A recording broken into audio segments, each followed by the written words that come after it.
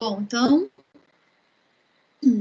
começando aqui. Adriele, desculpa Oi. te interromper, mas eu posso... Ah, não, você já começou a gravar, né? Era isso que eu ia perguntar. Que Já eu tá. estou mais confundida nessas duas últimas aulas, sabe? Aí eu pedi até pro Bruno também, que foi a nossa aula anterior, para eu ver depois. Aí acho que compensa mais, assim. Beleza, dá para aproveitar melhor, né? Depois. Sim, sim. Então, vamos Então tá lá, bom, já era isso. gente. Obrigada. De nada. Então, vamos lá. Eu preparei aqui alguns slides com os tópicos revisados, resumidos, né? Mapinhas mentais que nos auxiliam para retomar esses conteúdos. Então, vamos lá. Tchururu, tchururu. Meu computador está um pouco lento, como dá para perceber.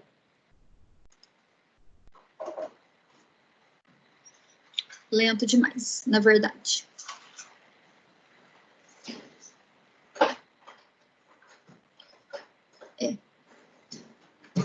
Bem travadinho. Bom, eu vou começando aqui desse jeito que tá mesmo, até ele querer colocar na tela inteira. Então, o primeiro tópico que eu separei para que a gente possa retomar é com relação à acentuação. Eu até já mostrei esse mapa mental para vocês e acho importante a gente dar uma revisitada aqui nas regrinhas para que vocês possam tirar as dúvidas que ainda têm. Então, de acordo com a acentuação, nós temos basicamente 3 regras. A regra das oxítonas, das paroxítonas e das proparoxítonas. As oxítonas são aquelas palavras cuja sílaba tônica é a última. Lembra sempre de fazer essa relação. Última, penúltima e antepenúltima, tá? Então, quando a última sílaba for tônica, ela é uma palavra oxítona. E se ela for terminada em a, e, o, em, ens, a gente tem que colocar o acento gráfico, que é o caso de vatapá, café, vovó, vovô, mantém, parabéns. Agora, quando ela for terminada em outra letra que não seja essas aqui, ela não recebe acento gráfico, tá? A sílaba continua sendo tônica, mas sem acento. Oi, pode falar. Eu não tô vendo o negocinho, tipo, tá na da revisão de gramática. Gente, meu computador não está nem me mostrando a possibilidade de voltar. Nem isso eu estou conseguindo fazer. Vamos ver aqui que eu consigo. Ah, pronto. Agora. Deu agora?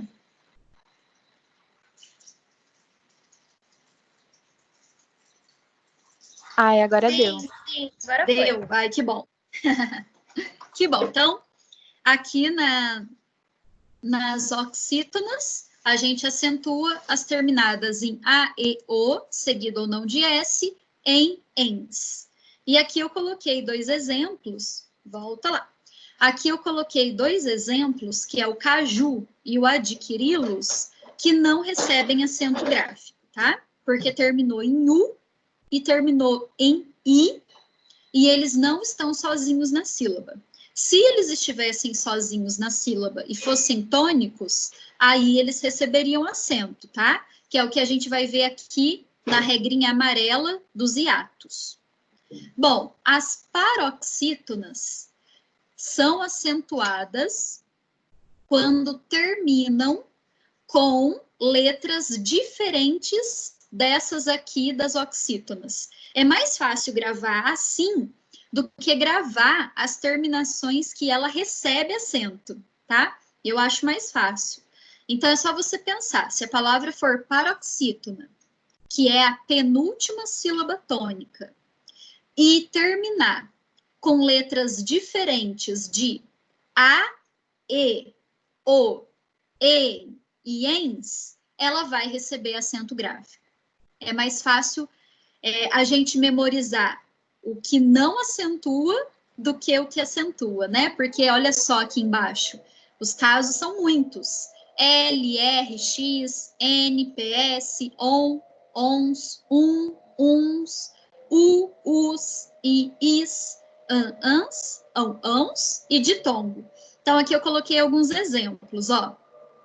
Fácil, paroxítona, tá vendo? Penúltima sílaba tônica, terminada em L. Açúcar, terminada em R. Córtex, terminada em X. Pólen, terminada em N. Bíceps, terminada em PS.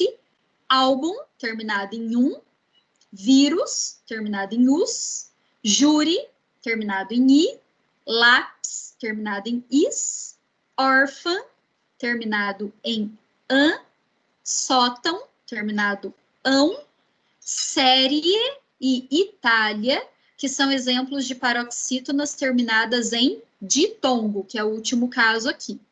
Lembrando que ditongo é quando a gente tem dois sons vocálicos que estão na mesma sílaba. E lembrando outra coisa, as palavras órfã e sótão recebem apenas um acento gráfico, que é o acento agudo. O tio não é acento, ele apenas indica nasalização daquela letra. Ao invés de falar A, que é o som aberto, a gente fala AN, que é o som nasalizado.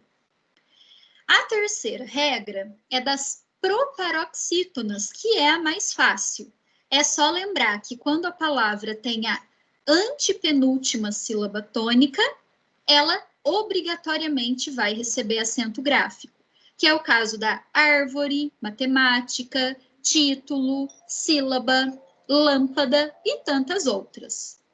Na língua portuguesa, nós temos a maior parte das palavras pertencente à paroxítona, tá? E a menor às proparoxítonas. E no meinho ali, a gente tem as oxítonas. Bom, aí chegamos a alguns casos específicos, que é, por exemplo, os monossílabos tônicos. Então, lembrando que monossílabo é um termo que possui apenas uma sílaba. E por que tônico? Porque na palavra ele tem uma importância maior, ele tem uma relevância. Quando a gente pronuncia esse termo dentro da frase, a gente vai pronunciá-lo de uma forma mais forte do que os monossílabos átonos, tá? Geralmente, os monossílabos tônicos são representados pelos verbos, são representados pelos pronomes. Se tiver substantivo, adjetivo, que tem apenas uma sílaba, provavelmente ele será monossílabo tônico, tá? E o átono? O átono é aquele que tem uma pronúncia mais fraca, que é o caso, por exemplo, dos artigos e o caso também das preposições, tá? Geralmente a preposição de, em, que tem apenas uma sílaba, na frase ela tem uma pronúncia bem fraquinha. Então a gente chama de monossílabo átono. Muito bem. Esses monossílabos tônicos aqui, ó, a gente vai acentuar toda vez que eles forem terminados em A, E, O, seguidos ou não de S. Lembrando que a letra S, aqui na regra de acentuação, quando indica plural, por exemplo, é como se fosse uma letra café com leite, tá? A gente não considera tanto via de regra. Então, aqui eu tenho 3 exemplos, que é a palavra chá, a palavra pé e a palavra pó. E tantos outros aí, né, gente? Então, se tiver uma sílaba só e for tônico, você deve acentuar quando terminado nessas 3 vogais. Aí a gente chega na regra dos hiatos.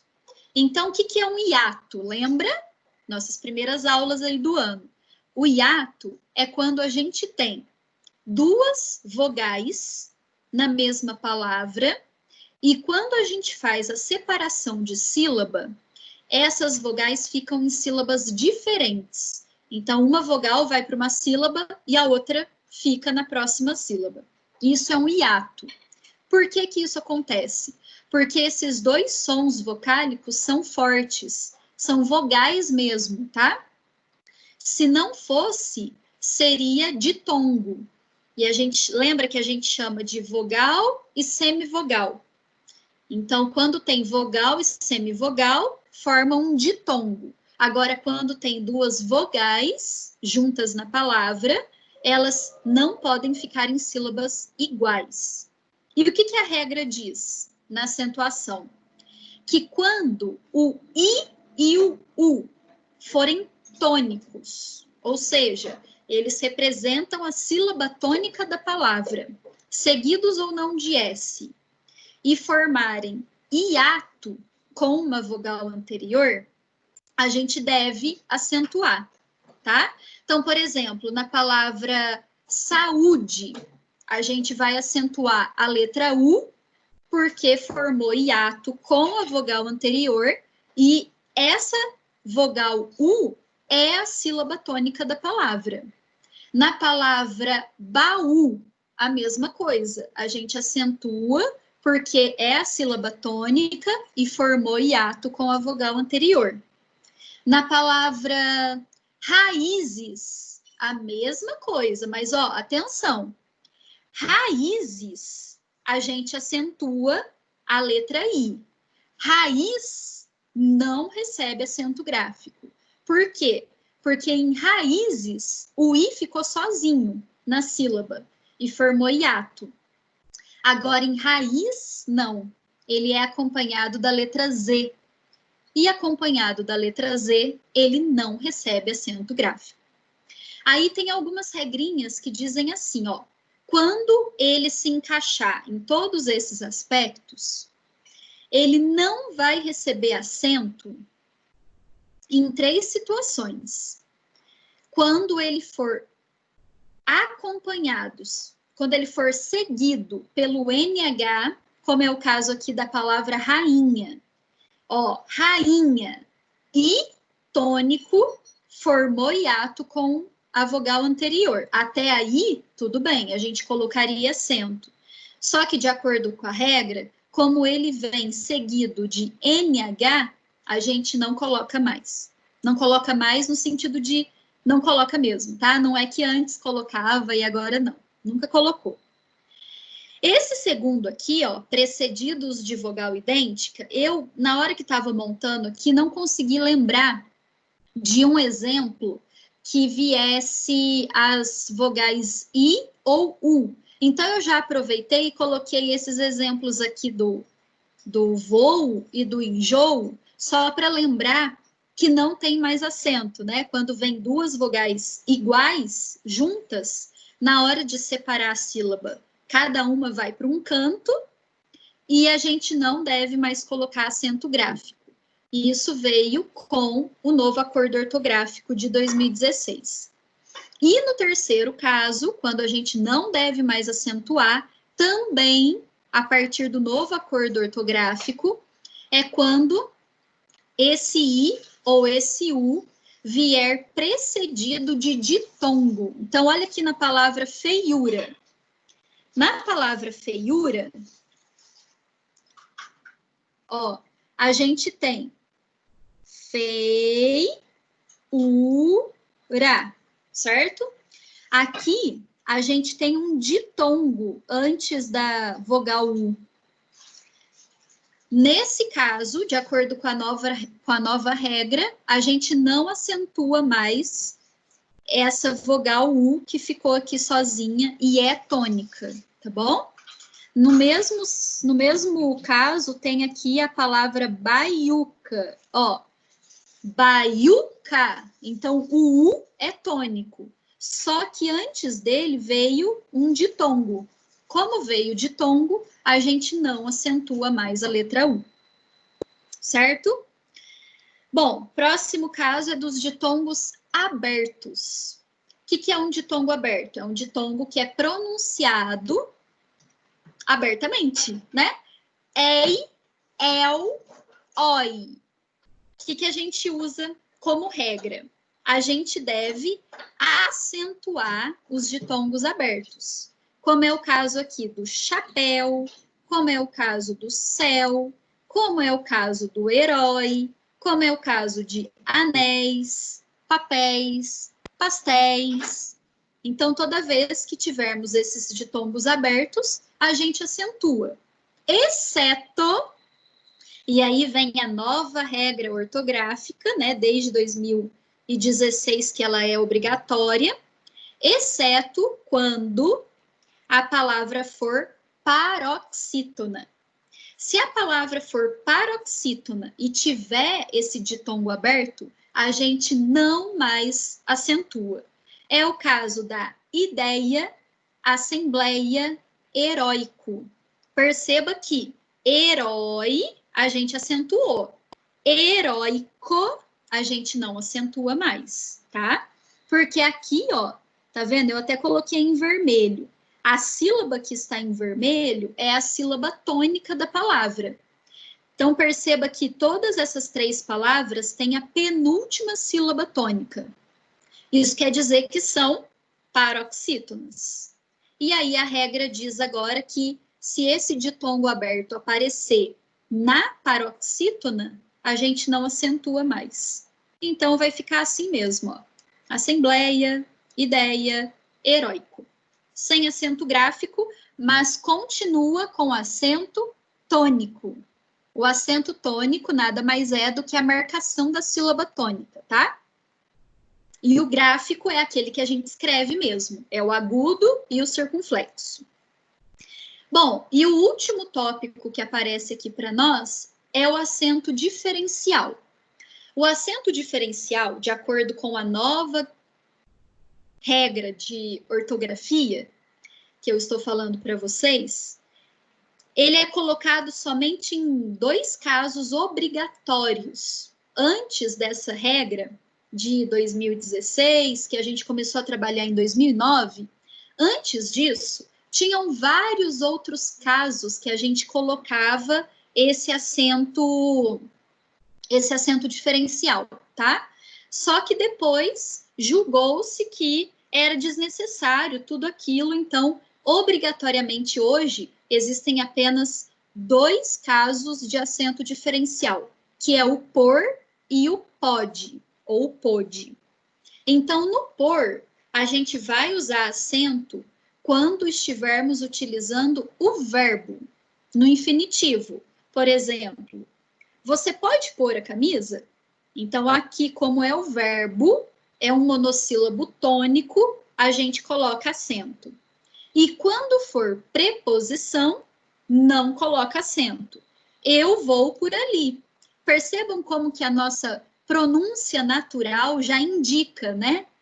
O por verbo, ele tem uma pronúncia de mais intensidade na frase do que a preposição. Então, no verbo, você para falar o verbo melhor. Você pode pôr a camisa? Agora, na preposição, ele já emenda com a próxima palavra, né? Eu vou por ali. Ó, por ali. Então, a pronúncia foi bem mais fraca. Por isso, a colocação do acento. E também no verbo poder, para indicar pretérito e presente, tá? Então, quando for o verbo pode no passado, no pretérito, a gente coloca acento diferencial. Ele pôde vir a tempo. E quando for no presente, não colocamos acento diferencial. Ele pode chegar amanhã. E aí tem só mais um caso que não está aqui, que é opcional, tá? Você coloca, se você quiser, quando for necessário, que é o caso da palavra forma. Acho que eu não sei se eu vou conseguir escrever direitinho. Ah! Meu Deus! Que linda letra. Bom, deu para entender aqui. Na palavra forma ou forma, a gente tem a opção de colocar o acento circunflexo no O. Em qual caso? A palavra forma, né, com uma pronúncia fechada, indica aquele recipiente onde a gente coloca o bolinho, né, para assar e tal. A palavra forma já tem um sentido diferente, né, com a pronúncia aberta. Então, qual que é a sugestão, a orientação, melhor dizendo? Quando você utilizar as duas palavras na mesma frase, pede-se que você utilize o acento para diferenciar as duas palavras. Agora, se você usar as palavras em contextos diferentes, aí não precisa, tá? Então, se eu falar assim, a forma da forma é retangular. Nesse caso, pede-se que coloque o acento circunflexo. A forma, sem acento, da forma, com acento. Aí sim. Agora, em outras situações, é desnecessário, tá? Não precisa colocar ele não é obrigatório, é só uma orientação mesmo. Ok?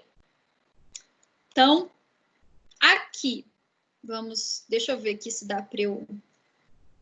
Ai, gente, olha que bonitinho.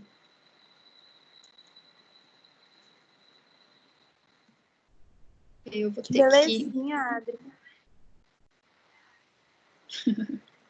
Eu vou ter que tirar aqui da apresentação, porque senão eu não consigo escrever.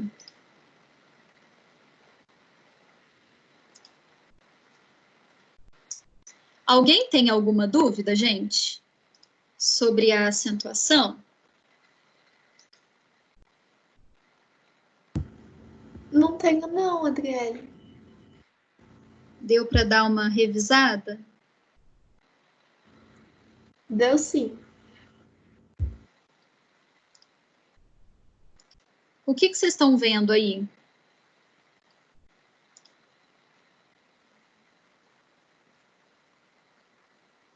Agora nada. Não, como assim?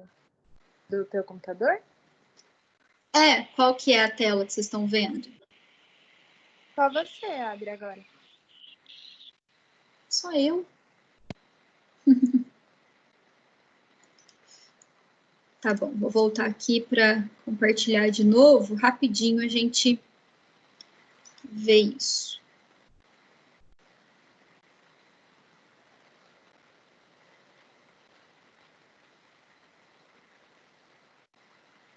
O simulado de vocês já está marcado, né? Vai ser dia... 12, não é? Dia 12? Certo. Então, a matéria que vai cair no simulado de vocês, de gramática, basicamente são esses 4 tópicos que eu estou trazendo nesses slides, que é a acentuação, que a gente acabou de ver, depois tem a formação de palavras, que a gente vai dar uma revisada também rapidinho, a colocação pronominal, que a gente viu faz pouco tempo, e que eu trouxe esse mapinha mental que dá uma resumida boa em todas as regras. E a concordância nominal, gente, deu uma trabalheira para eu fazer, ó, tá vendo esse segundo aqui? Aí eu tentava editar e tentava fazer ele aparecer inteiro e não saía. Olha, foi uma trabalheira. Então, vocês, por favor, leiam bastante esse slide aqui da concordância nominal, porque deu muito trabalho, viu? E aqui eu resumi todas as regrinhas que a gente já viu lá no livro. Então, nesses minutinhos que faltam da nossa aula, eu vou revisar os processos de formação de palavras, que é o mapa mental que a gente precisa completar com os exemplos. Aí, os outros 2, como faz menos tempo que a gente viu, eu vou mandar para vocês, né, junto com os outros. Peço que vocês deem uma boa lida e caso vocês tenham dúvidas ainda sobre os tópicos que estão aqui embaixo, vocês podem me perguntar, tá? Pode mandar mensagem lá no chat para mim, que eu, com todo prazer, respondo. Então, a gente vai só completar esse mapinha mental da formação de palavras para encerrar a aula. Então, lembrando, as palavras passam por principalmente 2 processos de formação de palavras, que é a derivação e a composição. A derivação é quando a gente tem uma palavra, um radical, e a gente acrescenta a esse radical prefixos e sufixos que vão transformá-lo numa nova palavra. Adriele. Então, por exemplo, lá. Aquele negócio de derivação prefixal, sufixal, é isso? É, né? Isso já mesmo. tinha estudado sobre isso? Sim, com certeza. A gente estudou, eu estou só dando uma revisadinha para vocês fazerem o simulado. Entendi. Então, vamos lá. Na derivação prefixal, a gente tem a palavra acrescida de prefixo. Então, por exemplo, vamos pegar aqui a palavra feliz. A palavra feliz seria o radical primitivo. Então, na prefixal, a gente colocaria infeliz. Na sufixal, a gente acrescenta o sufixo. Então, ficaria felicidade. Eu vou utilizar o mesmo para ficar mais fácil de comparar. Na parassintética, qual seria a diferença? A gente tem tanto o prefixo quanto o sufixo colocados a esse radical, só que a gente não pode tirar nenhum deles, porque se tirar, a palavra perde o sentido. Ou seja, na derivação parassintética, tanto o prefixo quanto o sufixo são fundamentais para o significado da palavra. Um exemplo aqui, entardecer. Então, a gente tem o prefixo em e o sufixo... Opa! Ajuda, computador. Ai, gente, que nervo. Aí.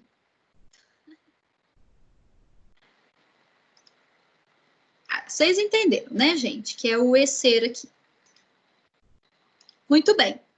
Na derivação regressiva, a gente tem o processo contrário. Ao invés da gente aumentar a palavra, a gente diminui. Então, tem a palavra primitiva, por exemplo, trabalhar. É a palavra primitiva, é o verbo. O substantivo formado a partir de trabalhar é trabalho. Então, percebam que a gente diminuiu a palavra derivada, tá? Por isso que ela é chamada de regressiva. E na derivação imprópria, é quando a gente utiliza, por exemplo, um verbo com sentido de substantivo. Vou colocar aqui, o cantar do pássaro é lindo. Então, a gente tem aqui o verbo cantar, só que sendo utilizado como substantivo. A gente substantivou essa palavra. Isso é derivação imprópria. A gente também tem o processo de formação de palavras chamado composição. Nesse aqui, a gente... Ai, aqui tá errado, gente. Aqui, ao invés de composição, é aglutinação. Tá? Depois eu corrijo na hora do exemplo. Então, na composição, a gente tem 2 radicais, 2 palavras que se juntam e formam uma nova palavra. Na justaposição, essas 2 palavras se juntam sem mudar absolutamente nada. Do mesmo jeito que elas eram escritas antes, elas continuam sendo escritas depois de terem sido justapostas. Então, por exemplo, aqui a gente pode colocar girassol, guarda-roupa, passatempo, Enfim, não teve mudança nenhuma. Agora, já na aglutinação, a gente tem a união de duas palavras, de dois radicais, só que formando uma nova palavra com uma grafia diferente. Então, pelo menos um dos dois radicais teve que mudar para poder formar essa nova palavra. É o que a gente vê no planalto, que é a junção de plano e alto. É o que a gente vê em aguardente, que é a junção de água mais ardente, tá? E aqui também temos outros processos que acontecem menos, só que também são formadores de palavras. O primeiro é a abreviação, né? Quando a gente vai abreviar a palavra. Então, por exemplo, ao invés de falar motocicleta, a gente fala moto. Ao invés de falar pneumático, a gente fala pneu. E isso é a abreviação. Temos também a pseudonimização, a sigla, né? Comumente conhecida como sigla. É quando a gente pega as iniciais de um nome, de uma expressão e resume tudo por meio dessas iniciais. É o caso do Enem, é o caso de USP, é o caso de JMJ, né? Então, aqui a gente tem siglas que representam essas expressões. A onomatopeia é aquela representação por meio de palavras do som que é produzido. Então, aqui a gente tem o trim do telefone, que a gente vê nas histórias em quadrinhos. O tic-tac do relógio, né? E vários outros sons aí que a gente encontra representados. E, por fim, o neologismo, que é a formação de novas palavras dentro de um contexto. Aí a gente lembra muito do Guimarães Rosa, que é o pai dos neologismos aqui na nossa literatura. Então, ele gostava muito de criar novas palavras para atender às necessidades da escrita dele naquele momento. Uma que ele usava muito era circuntristeza. Até para escrever a gente se confunde um pouquinho. Circuntristeza era para fazer referência à tristeza circundante que ficava ali nas pessoas. Então, ele falava assim, que aquela menina estava circuntriste, com aquela situação. Então, era para intensificar aquela tristeza. Outra que ele usava muito, que eu achava interessante, é embriagatinhar. Embriagatinhar. Ele faz referência quando a pessoa bebe muito, né? Fica embriagada e ela não consegue andar normal. Então, ela começa a engatinhar. Então, ele dizia que o homem embriagatinhava pela casa. Isso é neologismo. Certo? Certinho, Adriele. Certo. Bom, acho que deu para a gente dar uma revisada boa aqui, né? Eu vou enviar para vocês os slides, aí vocês deem uma olhadinha, dá uma conferida também nos slides da colocação pronominal, próclise, mesóclise, ênclise e também da concordância nominal, tá? Que eu resumi naquele esquema todos os casos que a gente viu. E aí a gente se encontra semana que vem, quarta-feira, na nossa próxima aula.